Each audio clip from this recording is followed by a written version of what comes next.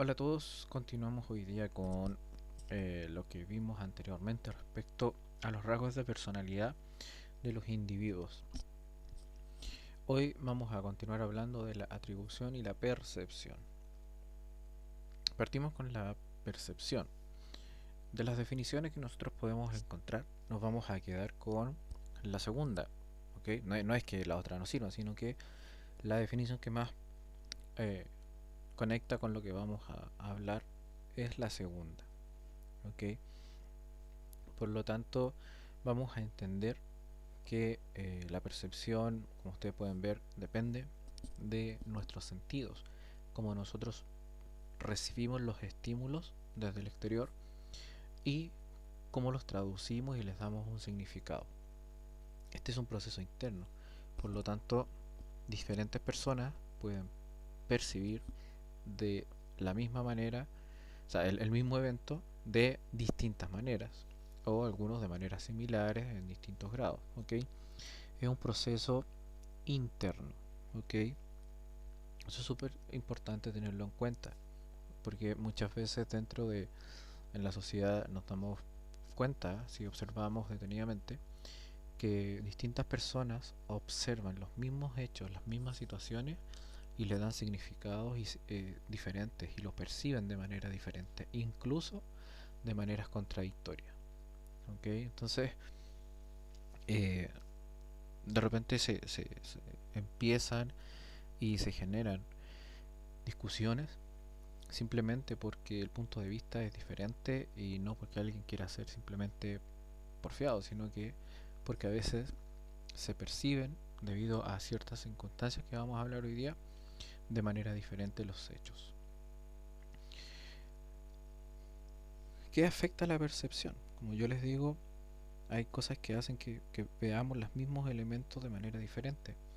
La percepción se puede ver afectada por el entorno, ya sea físico, sea ambiental, social o puede ser organizacional. ¿Ok? Entonces, piensen ustedes que todo lo que rodea a un ser humano afecta de alguna forma en cómo percibe los hechos. En estricto rigor, dentro de nuestro tema administrativo, dos personas que trabajan en la misma empresa, pero en distintas áreas, pueden evaluar de manera diferente una situación dentro de la empresa. ¿Ya? Entonces, o incluso dos personas que ocupan el mismo cargo en diferentes empresas pueden ver la misma situación de distinta manera. ¿Por qué? Porque la organización, que es el entorno más inmediato en términos laborales, genera que la persona vea de distinta manera ciertas situaciones. Y en la vida diaria a todos, el entorno social nos hace percibir las cosas de una forma, el entorno físico también nos hace percibir las cosas de una forma diferente, el ambiental, el factor ambiental también. Entonces hay un montón de cosas que generan desde el entorno cierta percepción. El sujeto en sí mismo. Cada persona, todos venimos con una carga, actitudes, una carga valórica, ciertas necesidades, algunas satisfechas, unas no, unas más o menos, ciertas motivaciones y muchas experiencias. Todo eso mezclado junto con lo anterior, con el entorno, hace que percibamos el mundo de una manera muy particular. ¿Ok? Y eso es importante tenerlo en cuenta porque es una percepción. Nosotros pocas veces percibimos el mundo como realmente es en términos objetivos. Siempre es una percepción, es subjetiva, porque es interna y depende de nosotros mismos. ¿Ok? Eso es súper importante tenerlo en cuenta. Todas las vivencias, las experiencias, todo lo que vivimos lo vamos percibiendo y lo vamos percibiendo dependiendo de lo que nosotros ya tenemos dentro de nosotros y mezclado con el entorno. Todo eso afecta al cómo percibimos. ¿Ok? Y por tercer elemento que puede afectar a la percepción está en sí mismo lo que estamos percibiendo. lo que nosotros estamos percibiendo podemos estar muchas veces expuestos a este estímulo, a esta vivencia, o pocas veces en la vida, o repetidamente, muchas veces en el día, muchas veces en la semana, en el mes, ¿ok? Eso genera cómo lo percibimos. La novedad, algo que es novedoso para nosotros, no necesariamente es novedoso, pero sí es novedoso para nosotros, puede que lo percibamos de una manera más resaltada, como que lo destaquemos más, nos fijemos más en ello y lo percibamos como algo ingenioso, algo novedoso. La intensidad. ¿Qué pasa si el estímulo es muy leve o si es muy intenso? Lo vamos a percibir de una cierta forma, ¿ok? Y, por ejemplo, si es intenso, podemos, de alguna forma, percibirlo de forma favorable o desfavorable. Eso depende, ¿ok? Depende de nuestra experiencia, de lo que nos han enseñado a percibir en ese sentido, ¿ok? La diferencia entre figura y fondo. A veces percibimos algo y no sabemos destacar realmente el fondo de lo que estamos percibiendo o la forma, ¿ok? Entonces hay elementos que ustedes se pueden dar cuenta son realmente internos, ¿ok? Hay elementos del entorno y el estímulo propiamente tal que estamos percibiendo, que está llegando a nuestros sentidos. Todo esto, todo el entorno es recibido por nosotros, los sujetos, a través de los sentidos. ¿Ok? Nuestros cinco sentidos nos dicen, incluso la intuición también, si lo quieren agregar, a nosotros de alguna forma nos conectan con lo que está pasando afuera, en el mundo. ¿Ok? Y nosotros le damos un significado. Y ese significado va a depender de todos estos elementos que yo les muestro acá. Incluso, en realidad, más todo lo que sea interno. Y lo percibido en sí mismo tiene sus propias características que nosotros las vamos a traducir también en, en algo según sea nuestro interior, lo que hemos ido aprendiendo durante nuestras vidas. ¿Qué elementos pueden distorsionar la percepción? La proyección, que en cierta forma es cuando, bueno, psicológicamente es un mecanismo de defensa, ¿ok? Y lo que se hace es que atribuimos ciertas características a otros. Eh, Seguramente han escuchado hablar muchas veces cuando gente dice, nada, estáis proyectando en mí tus carencias, tus defectos. Y eso es una percepción porque en el momento en que uno proyecta hacia otro, uno le está adjudicando características a otro sujeto que no tiene o que a lo mejor tiene en menor grado. Eso está afectando la percepción que uno tiene de ese sujeto. Otra forma en la que se puede distorsionar la percepción es con el efecto de contraste, ¿ya? Otro sesgo cognitivo que de alguna forma viene a generar que nosotros no estemos percibiendo de la manera más objetiva posible ciertos estímulos. A ver, ¿cómo podemos traducirlo a palabras más simples? El efecto de contraste es cuando nosotros vemos un estímulo o detectamos algo que se sale de la norma. En el momento en que se sale de la norma, ya sea porque destaca más en un sentido positivo o en un sentido negativo, ¿ya? O en realidad es más diferente de todo lo que es normal, inmediatamente se genera el efecto de contraste. Ahora, ¿qué es lo que pasa? Que es que lo percibimos, si lo comparamos con la norma, se va a ver más diferente de lo que realmente es, porque está inmerso en un contexto en el cual es diferente. ¿Ok? Seguramente en otro contexto, eso que está destacando ahora no destacaría tanto. ¿Ok?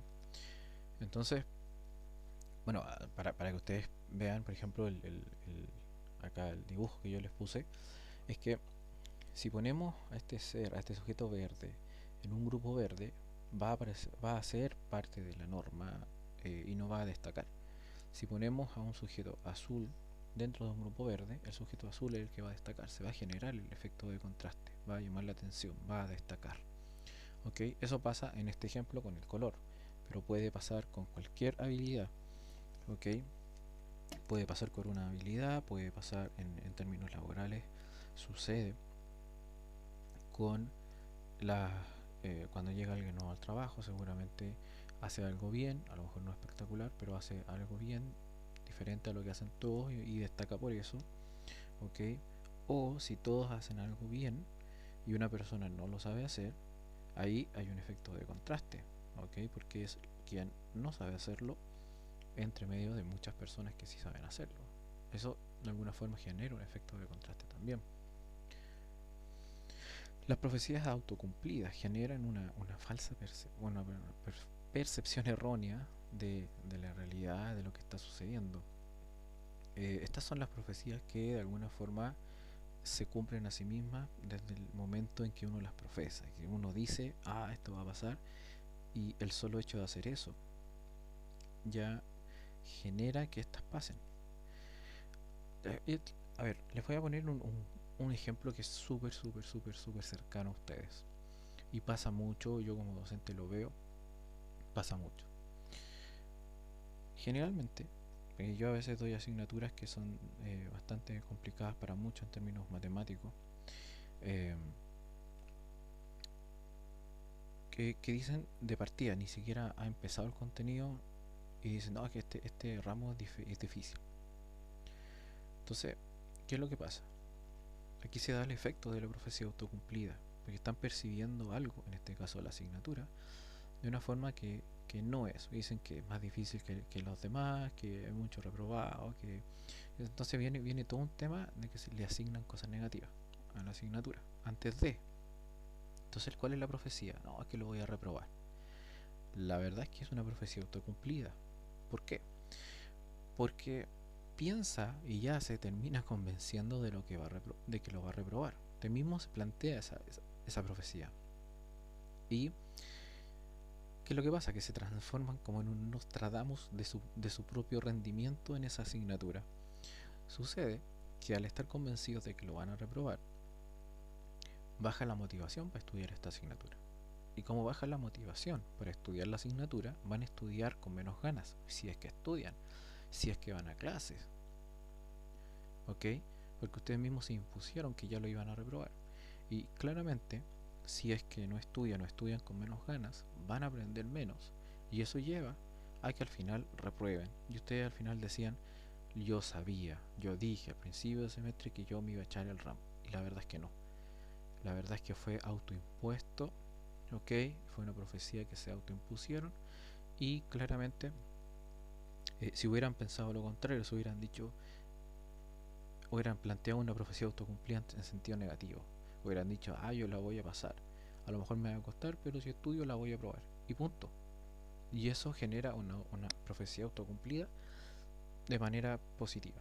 Esto pasa lo mismo en los trabajos, cuando uno dice, no, que este trabajo yo no soy para esto, yo no soy para esto, yo no soy para esto, me va a ir mal. Es lo mismo que dicen, no, si yo voy a salir adelante con la pega, yo lo voy a hacer, me va a costar. Es lo mismo, es exactamente lo mismo.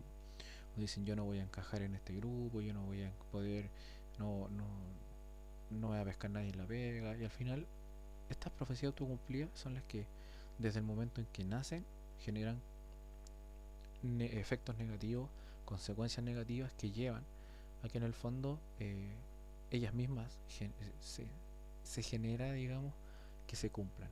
¿Ok? Hay que evitarlas a toda costa, sobre todo si son negativas. Si son positivas, bien. ¿Qué otro efecto distorsiona la percepción? El estereotipo. Este ya es más conocido porque todos sabemos que los estereotipos distorsionan la percepción. ¿Ok? O sea, ustedes dicen, por ejemplo, le pongo acá algo súper cercano, dicen, ah, al hombre le gusta el fútbol. Sabemos que no es así. Ese es un estereotipo así como súper trillado y súper falso. ¿Ok?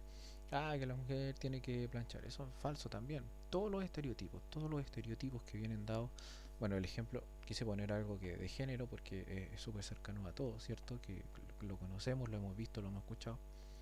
Es el estereotipo genera una percepción y a todo ámbito, ¿ok? Todos los estereotipos de alguna forma son malos, pero si bien eh, a veces, pero este tiene que tener cuidado porque uno dice, ah, pero es que yo conozco a alguien que tiene este estereotipo.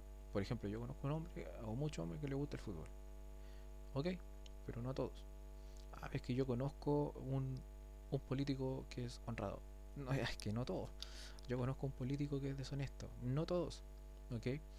Eh, entonces hay que tener cuidado con los estereotipos porque de por sí los estereotipos son malos en el sentido de que encasillan a las personas, le ponen una etiqueta y que de ahí no salga. Y las personas somos diferentes todos unos de otros, y no tenemos que hacer las mismas cosas, y si hacemos las cosas no en el mismo, no en la misma, en el mismo grado. Entonces es súper importante deshacerse de los estereotipos, a lo mejor conocerlos, sí, conocerlos no hace daño, pero no ser víctima de los estereotipos, ¿ok? No caer en los estereotipos. La percepción selectiva. Acá es cuando el sujeto de alguna forma selecciona de los estímulos que está recibiendo ciertos elementos, ¿ok? Y desecha lo demás. La verdad que esto es cuando, claro, el nombre nos dice percepción selectiva. Nosotros nos quedamos, eh, es como que escuchamos, vemos, oímos lo que queremos. Y eso genera, en cierta forma, que estemos negando parte de la información y eso nos lleva a que estemos percibiendo una realidad de manera incompleta. Solamente lo que nos conviene, lo que queremos. Eso también genera un montón de problemas en cuanto a percepción, porque la gente que generalmente ocupa la percepción selectiva son personas que viven en su mundo, que piensan que el mundo es como ellos, digamos, se lo están creando, negando todo lo que están dejando afuera. ¿Ok? Bueno, ustedes pueden ver ahí el diagrama, traté de que fuera lo más coherente con el tema, y pasa mucho. Las personas simplemente ven lo que quieren desde su punto de vista. Y por último, el efecto halo. Este efecto se ocupa harto, por ejemplo, en publicidad, ya se ocupa mucho, y consiste en que uno le atribuye ciertas características a algo o a alguien porque tiene similitudes con algo ya que es parecido. Por ejemplo, bueno, el diagrama traté también de que fuera el más adecuado. La foto, el efecto halo consiste en lo siguiente, miren, ustedes ven a esta persona de la izquierda y uno dice, ah, es un médico. Entonces uno, como lo ve ¿cierto? Con el instrumento acá, ¿cierto? Para escuchar los latidos, el delantal, la corbata, uno dice, tiene como la onda de médico, y uno inmediatamente le asociaría a ciertas características que tienen los médicos, ¿ok? Pero si ahora uno ve el lado de la derecha, uno podría asociar ciertas características, ¿cierto? A esta persona según por cómo lo estamos viendo. Entonces, siendo que es la misma persona, el efecto halo consiste en eso. Ustedes reciben cierta información, en este caso visual, y dicen, ah, tiene características de médico, entonces le asociamos más características de médico, siendo que solamente podemos decir, ah, está vestido como médico. Lo mismo pasa a la derecha. En publicidad, por ejemplo, se ocupa mucho porque cuando salen estas marcas que son como imitaciones, lo que intentan es parecerse a marcas reconocidas para que la gente piense que también son de la misma calidad. Más de alguno ha visto imitaciones de la manzana de Apple. Más de alguno de ustedes ha visto, por ejemplo, Raricola. Raricola, o muchas bebidas cola en realidad, que tratan de tener una etiqueta roja con letras blancas. ¿Por qué? Porque cuando uno la ve, las personas lo asocian a Coca-Cola y asocian que como se parece a Coca-Cola por fuera, la calidad va a ser la misma de Coca-Cola, siendo que puede ser superior o inferior. ¿Ok? Generalmente trata uno de parecerse a su producto que se parezca a algo que lo mejora. El efecto halo es eso. Se puede usar deliberadamente, ¿ok? Pero tiene que tener mucho cuidado con hacer uso de este efecto de manera inconsciente, de ser víctima del efecto halo, ¿ok? No llegar al punto de decir, pucha, compré tal cosa porque se veía bueno, porque se parece a... No, en ese instante no. Ahí hemos caído en este efecto, ¿ok? En los trabajos pasa lo mismo. Hay personas que por nosotros a lo mejor vemos que se ve de manera profesional y en el fondo no, después nos damos cuenta que no. Y eso se escucha mucho, muchas personas que decían, hoy nunca pensé que iba a pasar tal cosa porque tal persona se ve de X manera. Porque a lo mejor está asociando, eh, lo está asociando según ciertas características, le está agregando otras que en realidad no son parte de él, ¿ok? Del sujeto. Entonces, ahí hemos visto elementos que pueden distorsionar la realidad. Hoy día, ahora, hablemos de atribución. La atribución es el proceso a través del cual nosotros le vamos a asignar motivos a otra persona. Motivos por el cual se comportó de la siguiente manera. ¿Ok? Le estamos, cuando dicen atribuyendo ciertas cosas, sí, le estamos atribuyendo. ¿Ya? En el fondo es cuando nosotros estamos tratando de descifrar y entender por qué se comportó de cierta manera y le estamos dando algunas razones, le estamos atribuyendo razones. ¿Ya? Existen tipos de atribuciones. Las atribuciones, los atributos distintivos reflejan de alguna forma esos comportamientos que son características de una persona. ¿Ok? Esos son atributos que de alguna forma nos permiten diferenciar a unas personas porque tienen características, bueno, tienen atributos que son característicos de ellos. Características que son característicos de ellos. Ya los distinguen porque son muy marcados o son muy repetitivos. Los atributos de consenso. Esto de alguna forma reflejan son estos atributos que tiene la mayoría de personas de un círculo social, ¿okay? De una cultura.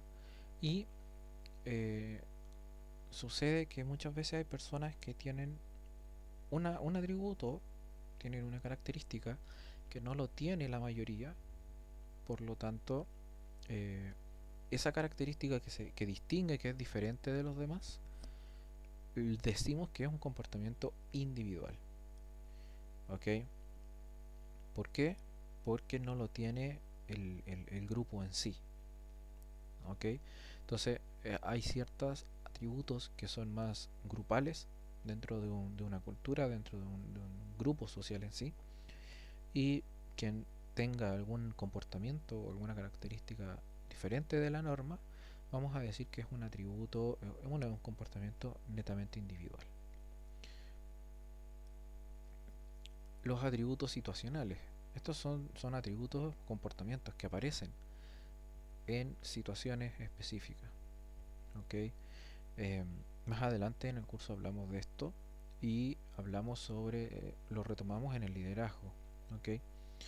En ciertas circunstancias hay personas que se muestran más productivas, hay personas que se muestran más introvertidas, hay personas que se muestran más alegres, más comprometidas, etcétera. Y es porque se dieron las circunstancias para que esa persona se comprometa, o sea, se comporte de esa forma.